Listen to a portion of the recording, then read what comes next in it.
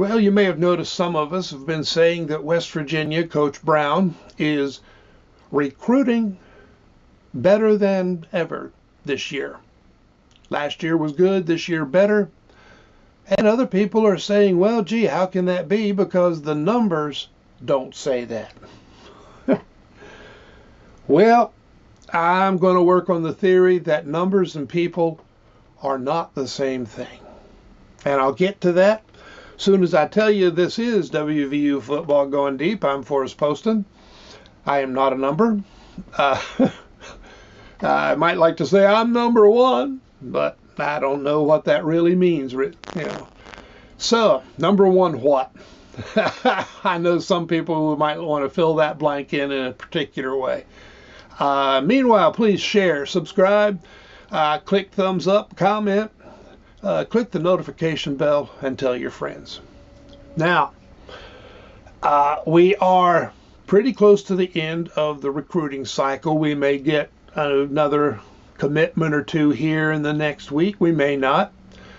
May end up signing some transfers in the portal when that reopens.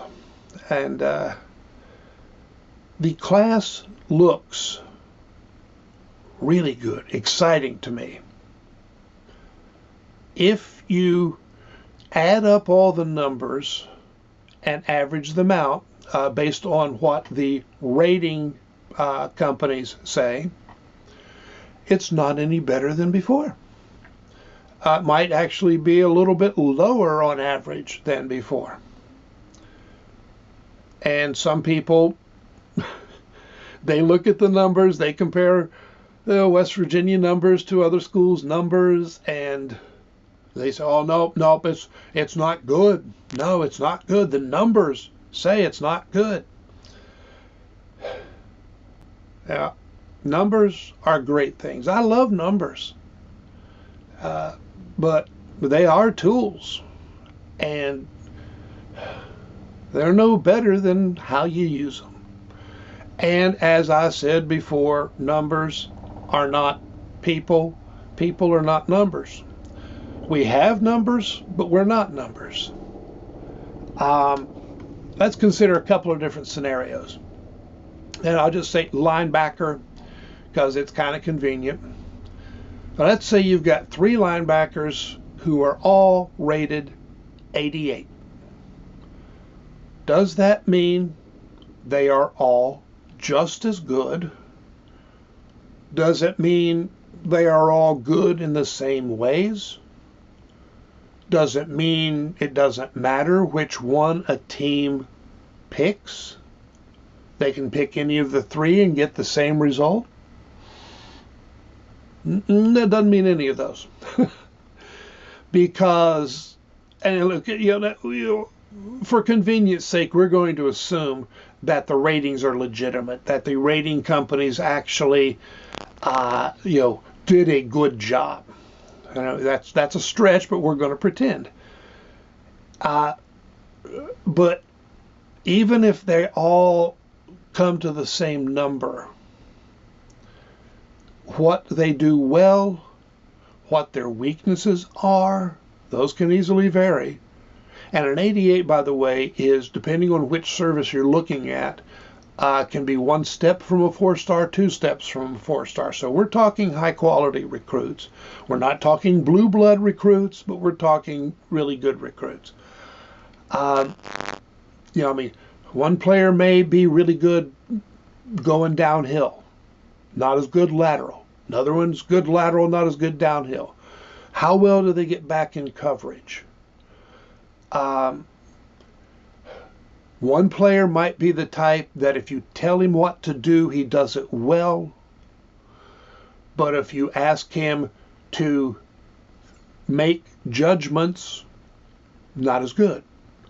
Some players, if you tell them what to do, they kind of rebel because they want more freedom. Some players learn better than others or learn differently. Coach Brown likes to recruit players who learn. He wants to start by here's what to do, but you move on to here's why to do it. And here's how it fits into the whole defense. And, if Coach Brown has a player who only wants to be told what to do and do it, that player's not going to work out well at West Virginia. That's why a lot of the players who were here didn't work out well. The psychology is different, which also relates to chemistry and culture. And speaking of chemistry and culture, the personality of the player. Some coaches will take, 85 players, scholarship players, and they can be all different personalities. Some will get along, some won't. Some will really just detest each other, and the locker room may get through it, may blow up. That works for some coaches, some years. And a guy like Coach Brown wants to coach for the family atmosphere. Doesn't mean you don't end up, getting mad at each other at times, because that's what families do. But families work through it. And if, you run into trouble, you work through it together. So an 88 ranking doesn't tell you how well a player fits your team. Now, let's look at it a little bit differently. Let's say it's an 86, an 87, and an 88 ranked rated linebacker. Does that mean you pick the 88? Not necessarily. If all of those ratings are accurate, the 88 probably is a more athletic player. But it still goes back to all of those questions of culture and fit. The 86, right now we're switching to having the linebackers play more tackle to tackle and downhill. And you want a guy who plays downhill and knows for the football. Well, maybe the 86 does that better than the 88. Or maybe you look at their frame, and when you meet them and their personality, you say, this 86 is an 86 now, but in 2 years he's going to be a 4-star equivalent. And maybe that 88 has peaked. So now, of course, the kicker to all of this, and boy, you know how I love kickers. I say that a lot. All we have as fans, well, almost all, are the numbers. And, if you join one of the online groups to pay to get the extra information or to get it earlier, you get a little bit of feedback on what the players do or don't do well, how they fit. If you want to, you can watch highlights, take some time to learn how to watch the highlights, and of course you're looking at what the player or their representative has chosen for you to see, so we're not seeing entire games. And we don't always know what kind of competition they're playing against. So your guy may look super fast, but it may be that he's just up against slow players. But that's part of why you got to trust the coaches a bit. Especially, I mentioned Drew Fabianich, and he's the general manager, so he covers all of recruiting, focuses on the portal transfers, but he is involved in the high school recruiting.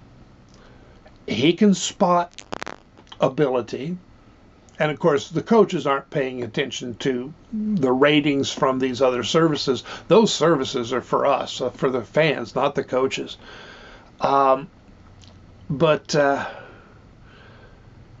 Completely, went off on a siding and maybe completely off the rails. Where was I here? We're talking about the numbers, culture and fit. The thing is, Coach Brown recruits to a very precise plan. He wants a certain number of players in a room. He wants a certain combination of types. We saw that especially at wide receiver, where he wants one 6'4" or taller. He can have 10 guys who are really good, but unless one of them is 6'4" or taller, he still wants that tall guy. And he doesn't just say, hey, I'm going to take 20 players and whoever's the 20 most athletic I can find or the fastest I can find, and then I'll find a way to make them fit. Or I'll take what I can and then grab somebody in the portal every year. He tries to recruit to a very precise plan to build a team that is assembled to fit. Now, assembled to fit, they're not Lego pieces. They don't all come, cut exactly to shape.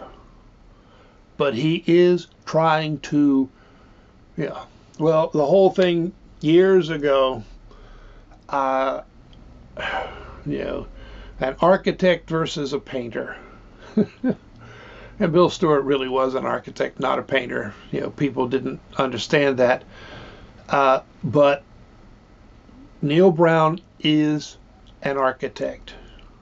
He creates a plan, figures the materials necessary to make that work, and gets those materials. And then the coaches coach them up, coach them to fit. They refine things. But it is not scattered. It is not just a bunch of numbers and what they add up to. If you recruit by numbers, you get numbers. And when you add them up, that's all you've got. When you recruit people, that's when you get into the old idea of the whole is greater than the sum of the parts. That's one of the big reasons why West Virginia won 9 games last year when people didn't expect them to, except for those of us who know how to add for the whole, not just the sum. It's a different kind of addition. And it's the same is true this year. The recruiting has been very precise, very targeted, and very successful. Do the numbers add up? Well, numbers actually always add up if you have all the numbers. But people can do more than just add up. They can become something special. And that's what we're seeing. Okay, guys, thanks a lot. Glad you watched, those of you who did. This one was kind of wild and rambling because I wasn't quite sure where I was going with it. And I do have a tendency to do most of these with fairly minimal written preparation, so I appreciate when you hang around as I roam and ramble. I will be talking to you later. I'm not sure when.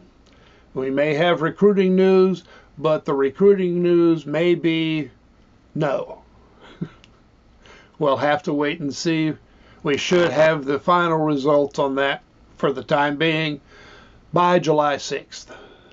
We'll see how it turns out. See you guys later, and so long.